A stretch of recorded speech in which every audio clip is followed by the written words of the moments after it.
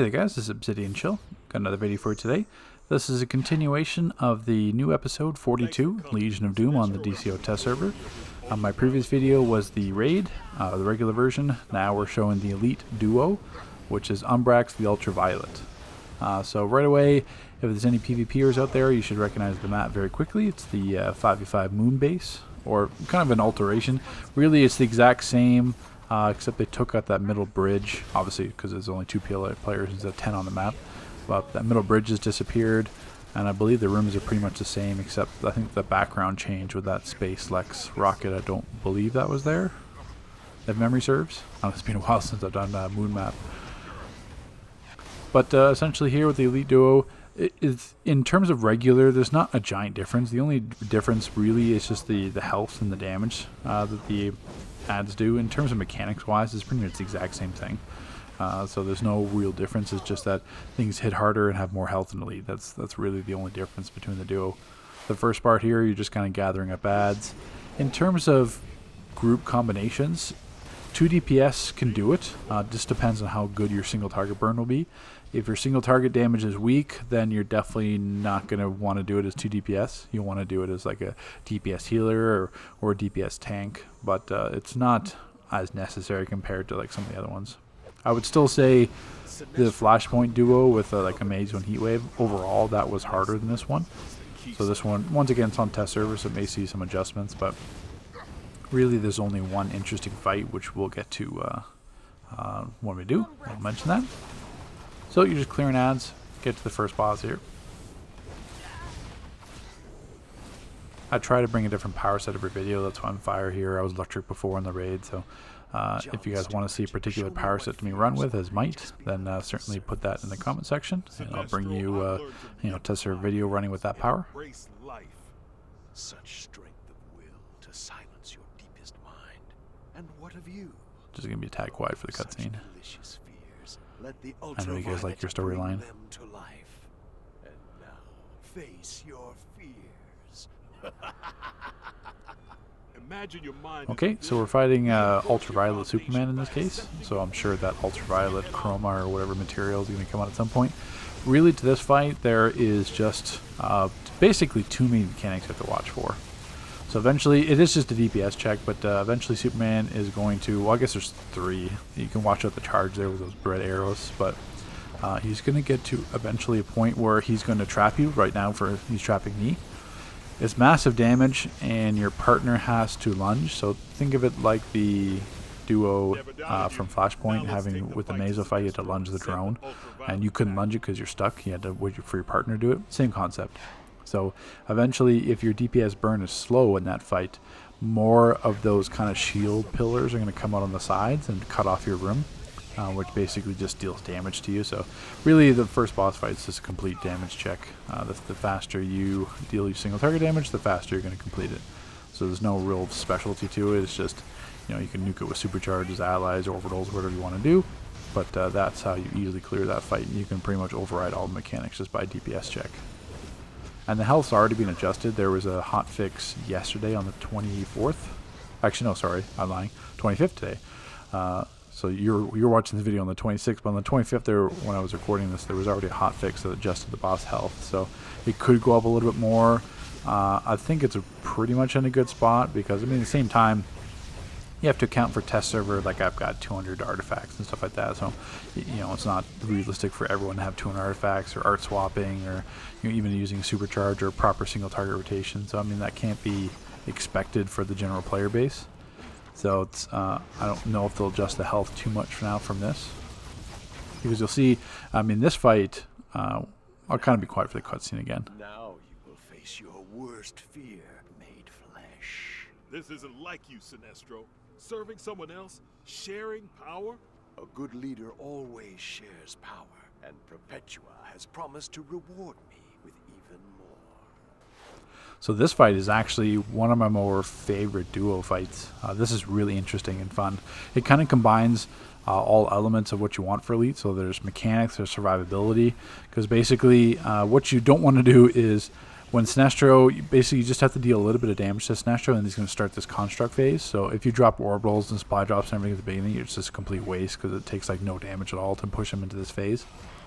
So at this point, you have to kill all the constructs. The constructs can also damage John Stewart, and then you have to have John Stewart alive to shield you, which you'll see coming up. But again, when you kill those constructs, whenever their body drops, it'll drop an orbital strike when all the constructs are destroyed. So if you're in the middle of those ads, and you end up killing one, or your partner kills one, you're not, and you can't roll out a distance, it's a one shot. So here's that shield I was talking about. So if John Stewart is dead from the construct ads, you have to wait to res him, because the only way to avoid that ultraviolet explosion with that is John Stewart shield. There's no other way. Even Amazon deflection, phase dodge doesn't work. It's scripted. So the other nice thing on top of that in terms of mechanics, you see those kind of purple pools? Once they spawn, an orbital strike will actually spawn into that pool. So if you spawn, normally you're taking damage from the pool, but if you get trapped in one and you get hit by that orbital strike, and that's pretty much a one-shot as well.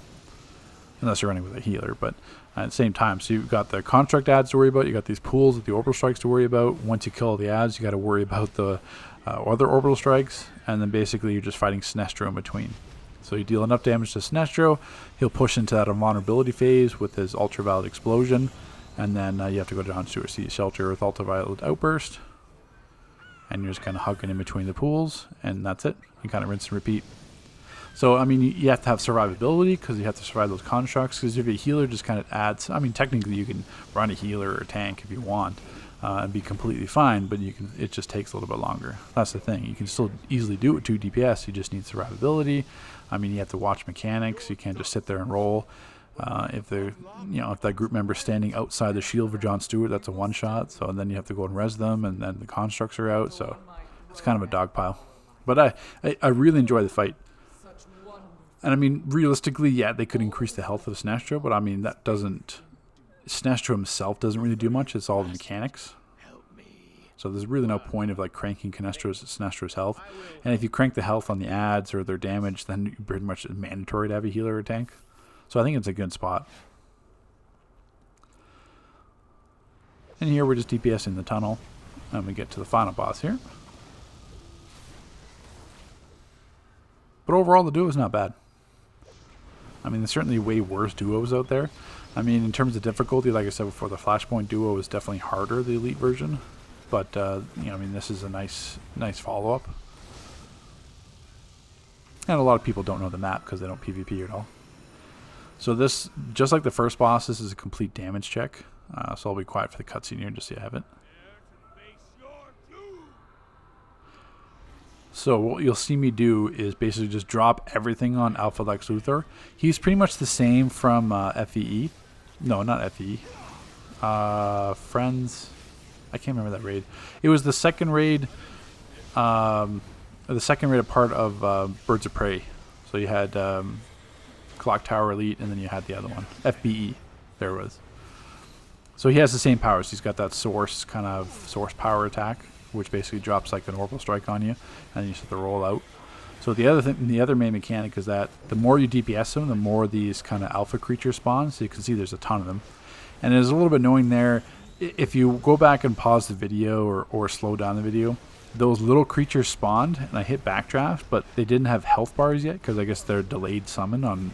So they summoned and they started to move, but they didn't actually have health bars yet. So when I hit backdraft, it didn't aggro them, and then they got health bars, and then they nuked Neath here. So that was kind of annoying. I guess you have to just make sure that when those little ones come out, if you're a tank, then you make sure you aggro them. But that's all it is. I mean, so you can, if you have 2 DPS, yeah, you can absolutely nuke Alpha Lex Luthor, but you're going to have a lot of ads at the same time. So if you're once again, if your DPS single target burn is poor, then you're going to have a whole bunch of ads you have to deal with. But other than that, I mean, you can see it's easily handled by a tank. So that's why I start DPS stance, drop everything, and then when Luthor is like maybe 3/4 or 40%, I'd switch tank just for the ads. So that's the easiest method to do. Same thing you can easily do with a healer, but if you're running with a tank or you're a tank power set, this is definitely the easiest way to do it. And then really the only thing you have to watch out for is when you see me roll out, is just because he's summoning that like a source orbital strike. That's the only thing you have to watch out for. So just roll out of range just because you don't want to be melee, and then you're completely fine. So right now I'm rolling out. He drops it very quickly, and then you just go back to DPSing. The same thing, you can counter him. So I mean, it's really first boss and last boss are complete DPS checks. Not as bad as like a Maze One Heatwave, because same thing, a Maze One Heatwave, the longer they're alive, the more damage they're doing to you. They absorb your powers. Heatwave's putting more dots on you. It's not as stressful as that. This one is certainly more pug friendly, because you can easily have, if you are a tank or healer, you can easily take control of this entire duo. It's more difficult to run 2 DPS. At the same time, if you're running 2 DPS, it turns it into like maybe like an 8 or 9 minute duo. So I should have my orbital strike up here in a moment, and then I just nuke Luthor. And that's all the duo is.